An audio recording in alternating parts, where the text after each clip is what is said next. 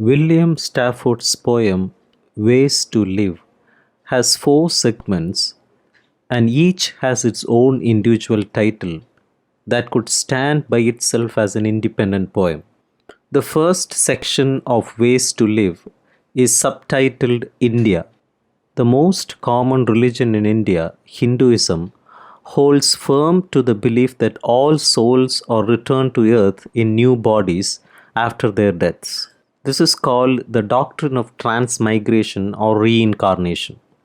The first line of this poem mirrors the circular motion of reincarnation with repetition using in twice and putting they and there close together. This same effect occurs in the second line with again and again. This stanza ends with an optimistic note of life going from well to better, with no mention at all of a poorly lived life. This optimism is offered to the reader since the poem uses the words you and your to describe this better life. In the second stanza, the distinction between those who believe in reincarnation and those who do not between them and you is made clearer. They, the people from India, are the ones who remember past lives, while Western thinkers, even the ones who were part of those past lives, do not remember them. This leads to the strange situation described in the second stanza. An Indian looking into the eyes of a Westerner who does not understand reincarnation can see a scene from another life, some far off story. The Western person will not remember it. Oddly, the scene might involve previous incarnations of both participants. Even though they might be from different parts of the world in this life, the poem is indicating that they were both acquainted in a past life. Line 8 adds an unusual twist to the image of two people meeting and only one knowing that they have met in a previous life. Stafford adds some animal waiting over at the side. There is no explanation of this detail, but the fact that animals are beyond philosophical systems makes this one an appropriate way of bridging the differences between Eastern and Western philosophies. In the third stanza, Stafford extols the benefits of reincarnation, phrasing it in terms of opportunity to make up for past mistakes. When life happens just once, he says, one finds out too late how to avoid things that go wrong. There is a permanence to action that the poem presents as being almost too frightening to think about, making reincarnation seem a much more comforting, preferred system of belief. The rhetorical question at the start of this stanza in line 9 serves to make readers agree with the narrative point of view, making it seem ridiculous to believe in anything except reincarnation. In the short couplet that ends this section, there are two words emphasized. The first is the word soft, which is used to sum up the poem's depiction of the way reincarnationists view the world, capturing its gentle and forgiving nature. The second most important word is the last word in this section, India. Stafford uses this word to refer to the religious theory of reincarnation because it gives the theory a human presence, not a familiar one, but an exotic one, adding an element of mystery and respect that would be missing if he only talked about the abstract concept. The second section of the poem, called Having It Be Tomorrow, discusses the movement of the sun across the face of the earth. It starts with sunlight represented as the light of a lantern that precedes day. The poem views the earth from far above, tracking the movement of sunlight as it creeps across the face of the globe. But in lines 18 and 19, it focuses closely enough on worldly matters not only to identify shepherds but to identify their purpose for lighting fires before sunrise for making their breakfast. Line 20 has an abrupt time shift. Whereas this stanza tracks the slowly rising sun for 5 lines, there is a sudden jolt when the poem announces, then it's noon.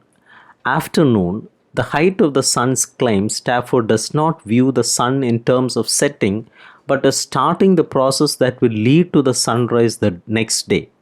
This mirrors the optimism of the first stanza, which only presented good and better lives and did not raise any potentially negative aspects.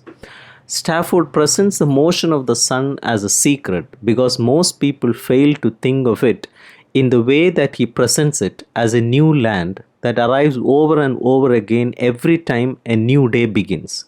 For those who look at it this way, the poem promises a continuously new perspective, described here with the welcome of children that can be felt constantly in the heart. In the last half of this stanza, he contrasts this who have this ever renewing perspective with those who lack it. Those people are burdened with negativity. They shake their heads, and age takes its toll on them, turning their hair grey.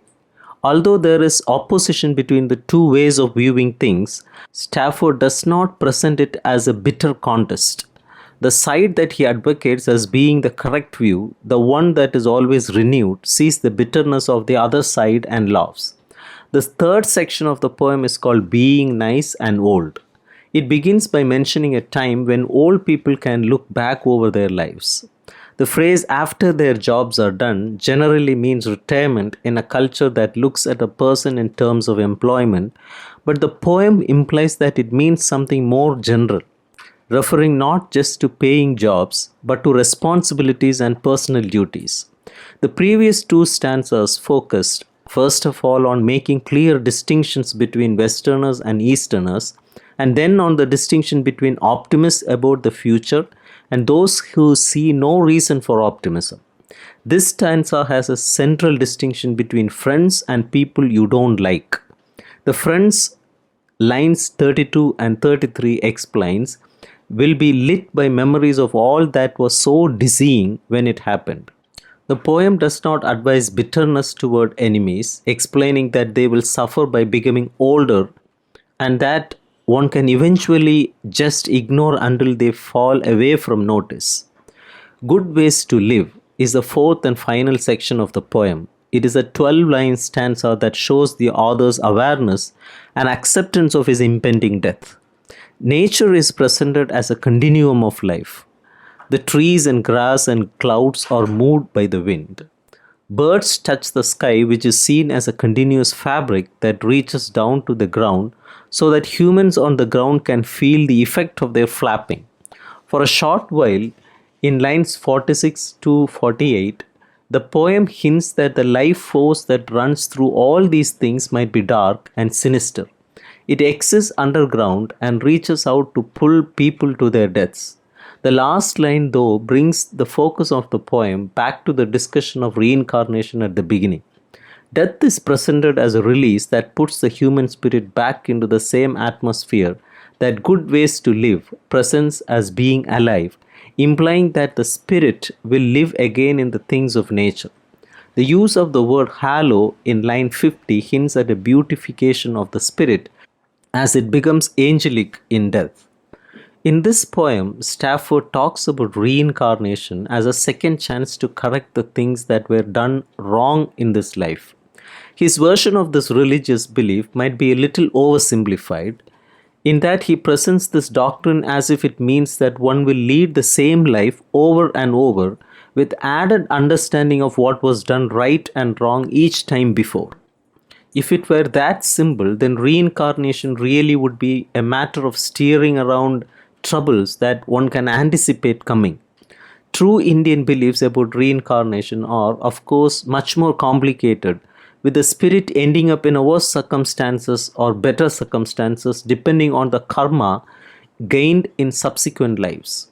By personifying the idea of reincarnation, Stafford is able to present a small drama between a stereotypical Indian character called them in the first section of the poem and a stereotypical Westerner referred to as you.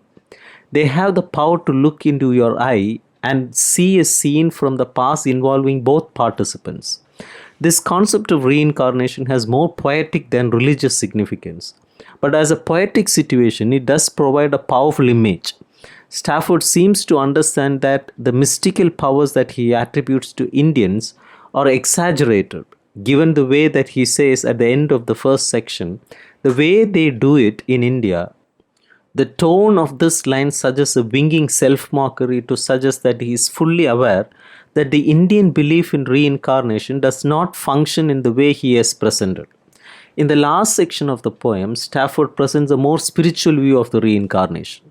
As opposed to the exaggeration in the first section, the poem's last lines has a dying person spread into the thin halo of night mist. The person is joined with nature, which the earlier lines in section 4 show to be alive, but is not concerned with past lives and previous episodes that were lived between strangers hundreds of years earlier. The metaphor of the sun circling the earth in the second section of the poem is one that radiates a sense of hopefulness. As is often the case, sunlight is used to represent security and knowledge as a result of the way it overcomes the uncertain shadows of night. Stafford refers to the moments before sunlight arrives, providing readers with a striking visual image of darkened hills lit sporadically with campfires, anticipating the light and heat that will soon blanket the land. As the sun rises over the earth, it is personified compared to a person lighting a dark place with a lantern, implying that the rising sun is on a mission to bring light. Most of the first stanza of Having It Be Tomorrow focuses on the rising sun, which is almost a universal symbol of hope. When the focus shifts late in that stanza to the afternoon sun, there is more than an abrupt time change. The symbolic meaning of that afternoon sun is different. If the sun is charging toward light in the morning, in the afternoon it is charging toward the darkness of night. That is not the way this poem presents it. However, instead, Stafford willingly ignores the symbolic implications of the coming night and views that sun after its zenith as coasting toward a new tomorrow. The second stanza of section 2 presents hope as a secret, one that most people are not aware of. Stafford makes this hope attractive by presenting the benefits that it offers. The land is always new, and the welcome of children will remain every day in your heart.